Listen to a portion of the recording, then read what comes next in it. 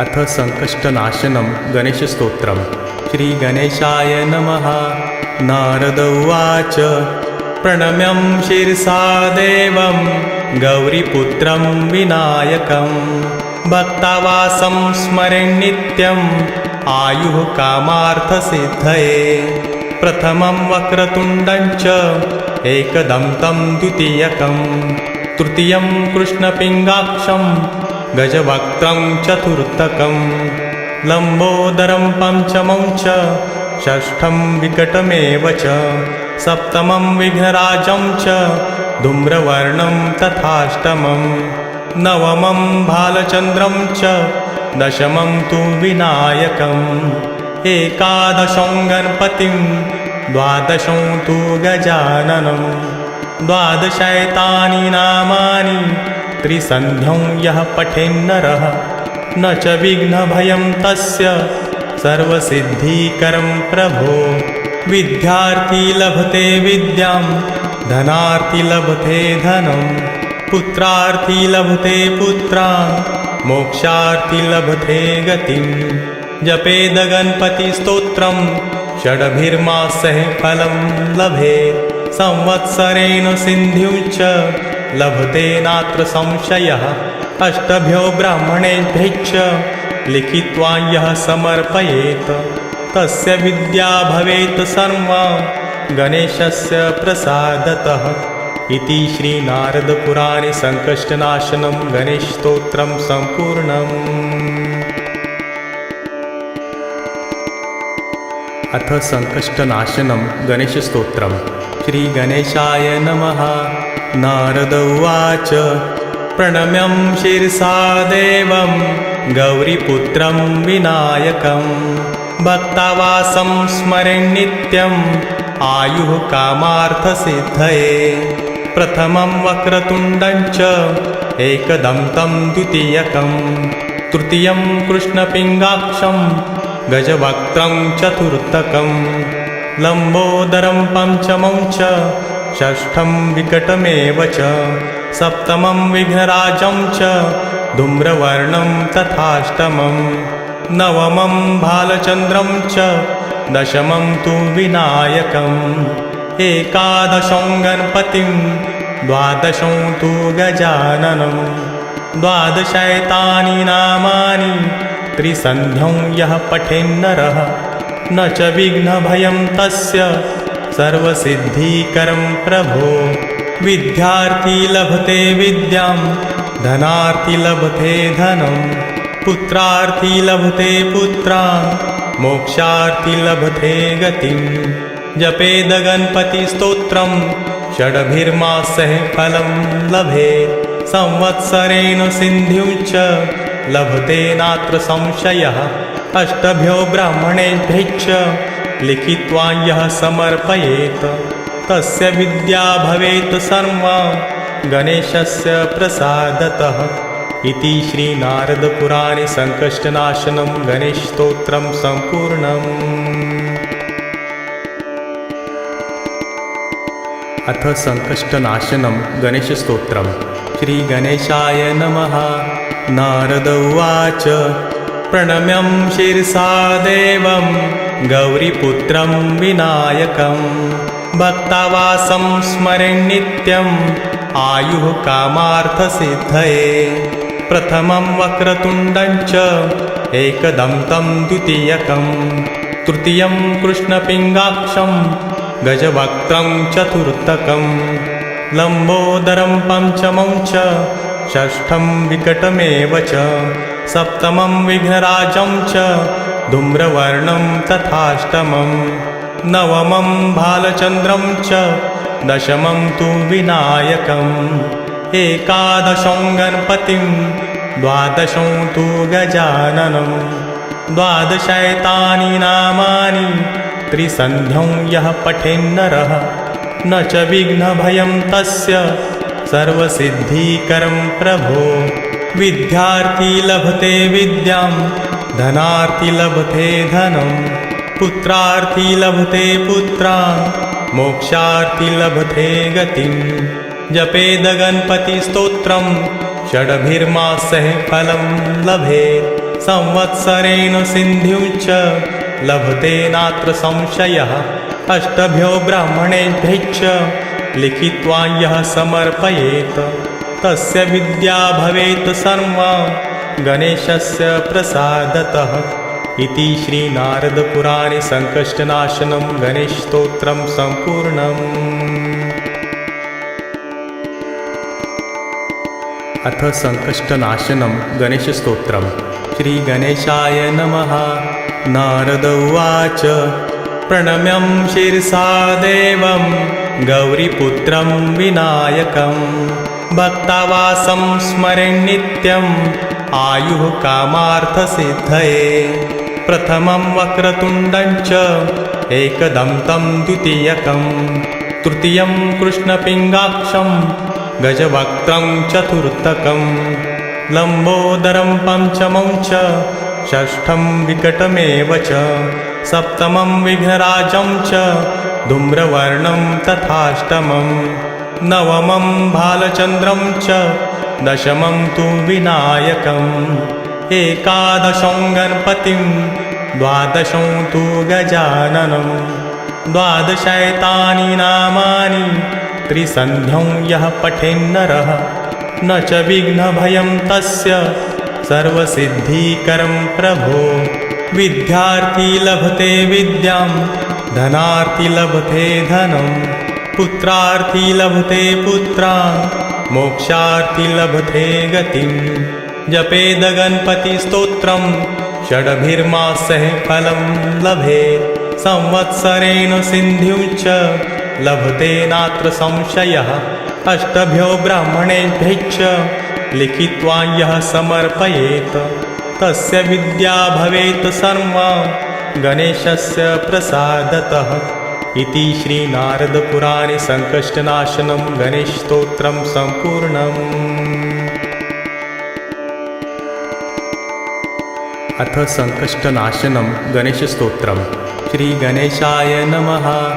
नारद उवाच प्रणम्यं शिरसा देवं गौरीपुत्रं विनायकं भक्तावासं स्मरेन् नित्यम् आयुः कामार्थसिद्धये प्रथमं वक्रतुण्डं च एकदन्तं द्वितीयकं तृतीयं कृष्णपिङ्गाक्षं गजवक्त्रं चतुर्थकं लम्बोदरं पञ्चमं च षष्ठं विकटमेव च सप्तमं विघ्नराजं च धूम्रवर्णं तथाष्टमं नवमं भालचन्द्रं च दशमं तु विनायकम् एकादशं गणपतिं द्वादशं तु गजाननं द्वादशैतानि नामानि त्रिसन्ध्यं यः पठेन्नरः न च विघ्नभयं तस्य सर्वसिद्धिकरं प्रभो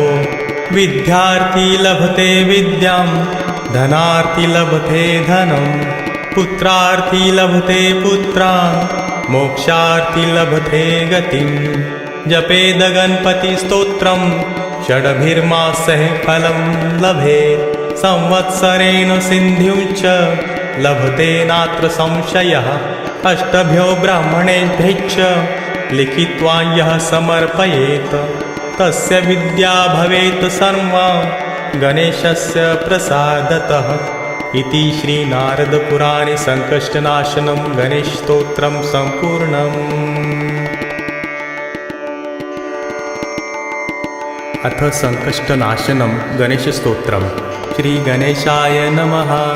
नारद उवाच प्रणम्यं शिरसा देवं गौरीपुत्रं विनायकं भक्तावासं स्मरेन् नित्यम् आयुः कामार्थसिद्धये प्रथमं वक्रतुण्डं च एकदन्तं द्वितीयकं तृतीयं कृष्णपिङ्गाक्षं गजवक्त्रं चतुर्थकं लम्बोदरं पञ्चमं च षष्ठं विकटमेव च सप्तमं विघ्नराजं च धूम्रवर्णं तथाष्टमं नवमं भालचन्द्रं च दशमं तु विनायकम् एकादशं गणपतिं द्वादशं तु गजाननं द्वादशैतानि नामानि त्रिसन्ध्यं यः पठेन्नरः न च विघ्नभयं तस्य सर्वसिद्धिकरं प्रभो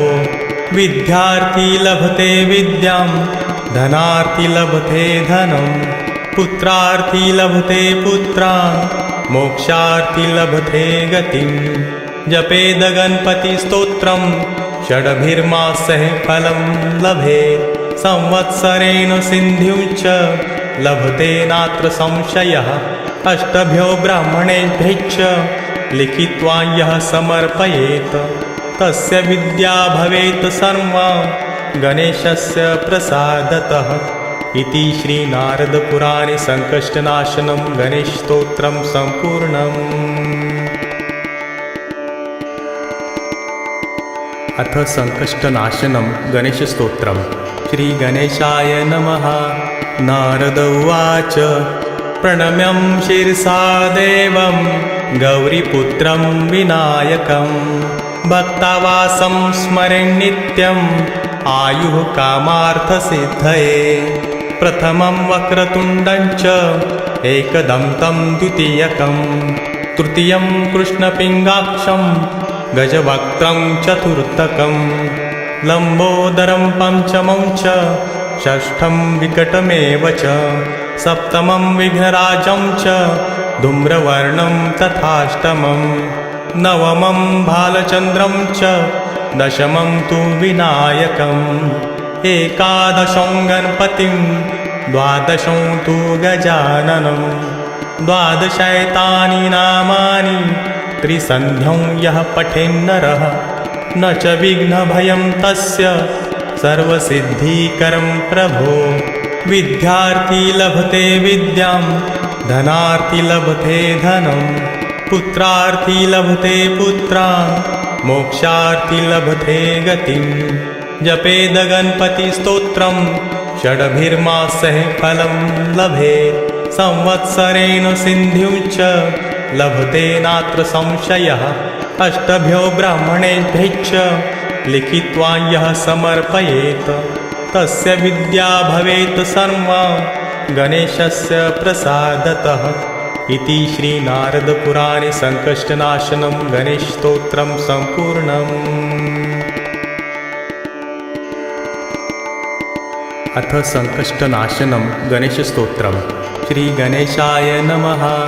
नारद उवाच प्रणम्यं शिरसा देवं गौरीपुत्रं विनायकं भक्तावासं स्मरेन् नित्यम् आयुः कामार्थसिद्धये प्रथमं वक्रतुण्डं च एकदन्तं द्वितीयकं तृतीयं कृष्णपिङ्गाक्षं गजवक्त्रं चतुर्थकं लम्बोदरं पञ्चमं च षष्ठं विकटमेव च सप्तमं विघ्नराजं च धूम्रवर्णं तथाष्टमं नवमं भालचन्द्रं च दशमं तु विनायकम् एकादशं गणपतिं द्वादशं तु गजाननं द्वादशैतानि नामानि त्रिसन्ध्यं यः पठेन्नरः न च विघ्नभयं तस्य सर्वसिद्धिकरं प्रभो विद्यार्थी लभते विद्यां धनार्थी लभते धनं पुत्रार्थी लभते पुत्रान् मोक्षार्थी लभते गतिं जपेद गणपतिस्तोत्रं षड्भिर्मासैः फलं लभेत् संवत्सरेण सिद्धिं च लभते नात्र संशयः अष्टभ्यो ब्राह्मणेभ्यश्च लिखित्वा यः समर्पयेत् तस्य विद्या भवेत् सर्वा गणेशस्य प्रसादतः इति श्रीनारदपुराणे संकष्टनाशनं गणेशस्तोत्रं सम्पूर्णम्। अथ संकष्टनाशनं गणेशस्तोत्रं श्रीगणेशाय नमः।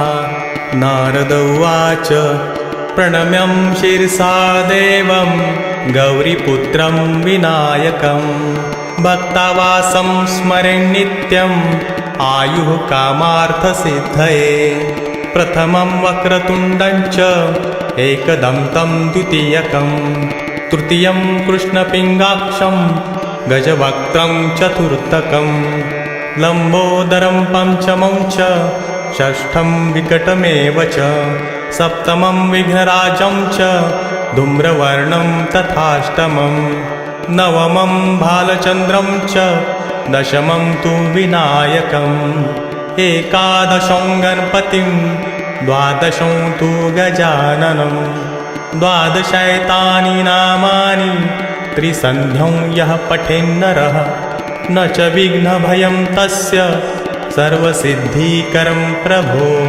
विद्यार्थी लभते विद्यां धनार्थी लभते धनं पुत्रार्थी लभते पुत्रान् मोक्षार्थी लभते गतिं जपेद गणपतिस्तोत्रं षड्भिर्मासैः फलं लभेत् संवत्सरेण सिद्धिं च लभते नात्र संशयः अष्टभ्यो ब्राह्मणेभ्यश्च लिखित्वा यः समर्पयेत् तस्य विद्या भवेत् सर्वा गणेशस्य प्रसादतः इति श्रीनारदपुराणे संकष्टनाशनं गणेशस्तोत्रं सम्पूर्णम्। अथ संकष्टनाशनं गणेशस्तोत्रं श्रीगणेशाय नमः।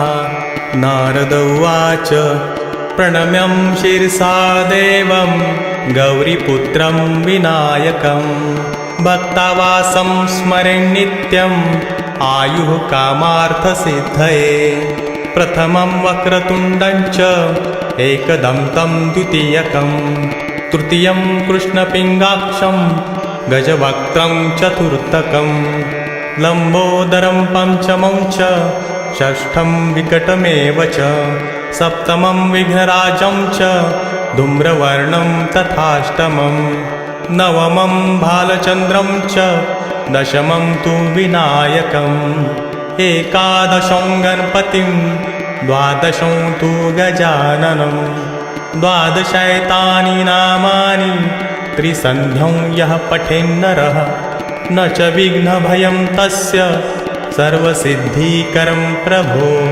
विद्यार्थी लभते विद्यां धनार्थी लभते धनं पुत्रार्थी लभते पुत्रान् मोक्षार्थी लभते गतिं जपेद गणपतिस्तोत्रं षड्भिर्मासैः फलं लभेत् संवत्सरेण सिद्धिं च लभते नात्र संशयः अष्टभ्यो ब्राह्मणेभ्यश्च लिखित्वा यः समर्पयेत् तस्य विद्या भवेत् सर्वा गणेशस्य प्रसादतः इति श्रीनारदपुराणे संकष्टनाशनं गणेशस्तोत्रं सम्पूर्णम्। अथ संकष्टनाशनं गणेशस्तोत्रं श्रीगणेशाय नमः। नारद उवाच प्रणम्यं शिरसा देवं गौरीपुत्रं विनायकं भक्तावासं स्मरेन् नित्यम् आयुः कामार्थसिद्धये प्रथमं वक्रतुण्डं च एकदन्तं द्वितीयकं तृतीयं कृष्णपिङ्गाक्षं गजवक्त्रं चतुर्थकं लम्बोदरं पञ्चमं च षष्ठं विकटमेव च सप्तमं विघ्नराजं च धूम्रवर्णं तथाष्टमं नवमं भालचन्द्रं च दशमं तु विनायकम् एकादशं गणपतिं द्वादशं तु गजाननं द्वादशैतानि नामानि त्रिसन्ध्यं यः पठेन्नरः न च विघ्नभयं तस्य सर्वसिद्धिकरं प्रभो विद्यार्थी लभते विद्यां धनार्थी लभते धनं पुत्रार्थी लभते पुत्रान् मोक्षार्थी लभते गतिं जपेद गणपतिस्तोत्रं षड्भिर्मासैः फलं लभेत् संवत्सरेण सिद्धिं च लभते नात्र संशयः अष्टभ्यो ब्राह्मणेभ्यश्च लिखित्वा यः समर्पयेत् तस्य विद्या भवेत् सर्वा गणेशस्य प्रसादतः इति श्रीनारदपुराणे सङ्कष्टनाशनं गणेशस्तोत्रं सम्पूर्णम्।